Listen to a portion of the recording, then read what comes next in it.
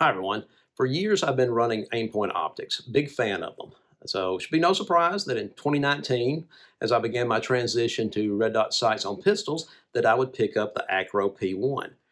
In very short order, became a huge fan of the Acro. Uh, really gained an appreciation for the benefits of an enclosed emitter over open emitter designs. And since that time, have tried to exclusively run enclosed emitters wherever I can. The issue is the battery life.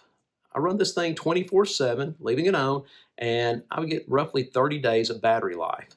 And while the batteries are cheap, I just hate having to keep up with that schedule and change the batteries. So when the Holosun 509T came out, I switched over to it. I was able to maintain an enclosed emitter design, but with much better battery life. All the while, though, I was missing my Acro. So when Aimpoint announced that they were coming out with the P2 variant, I was really excited because the battery life went from 15,000 hours to 50,000 hours. Well, the P2s are rolling out. They've been a little slow in getting them out there, but hopefully in the next few weeks they'll be readily available. So all I can say is the P2 is a significant improvement, in my opinion, if for no other reason than battery life over the P1. So I want to do a real quick comparison between these two optics. That way, in a few weeks when the P2s are available, you all can be a little bit more informed and make a better decision on whether or not you want to transition from a P1 to a P2 or pick up your first Aimpoint ACRO.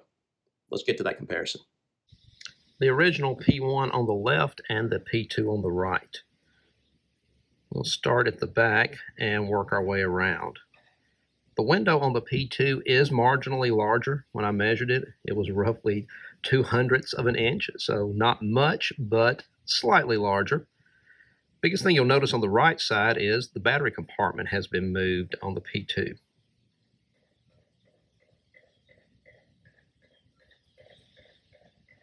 And for the P2, there is that large battery compartment housing the CR2032 battery. Just a little recontouring and labeling difference on the top. Let's take a look at the battery compartments and see how those batteries compare.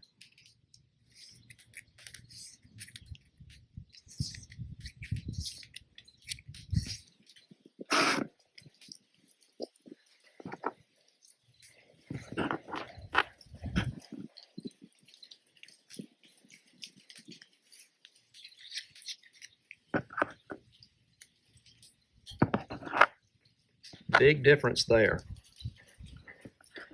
15,000 hours on the left versus 50,000 hours on the right. That is where that increased battery life is coming from, going from the CR1225 battery to the CR2032.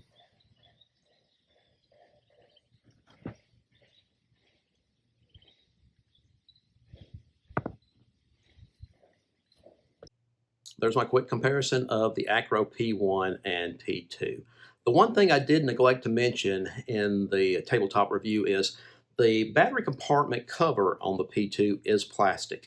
Initially, I was concerned about that, but the more I thought about it, it makes sense.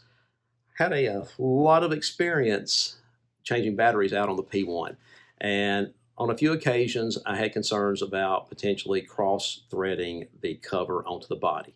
If that had happened, then I could have permanently damaged the body and permanently damaged the optic.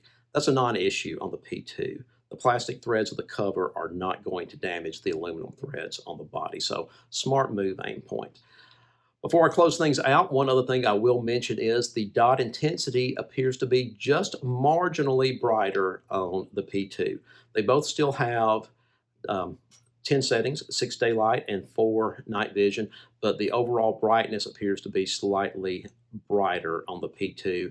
And on the P1, I would get a little bit of reflection and refraction going on inside at the higher intensity levels, and that is not present on the P2. So that makes for an overall clearer image through the window.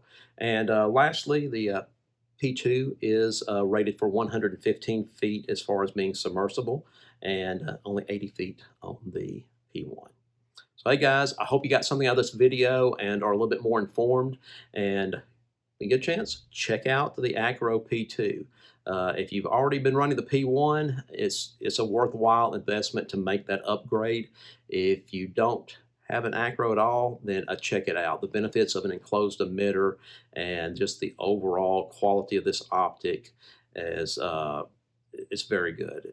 So for those of you that do not want to buy a made in China Holosun 509T, which is a great optic, then your next best option, and possibly your best option altogether for an enclosed emitter, is going to be the Acro P2. Until next time, guys, you all stay safe. Take care.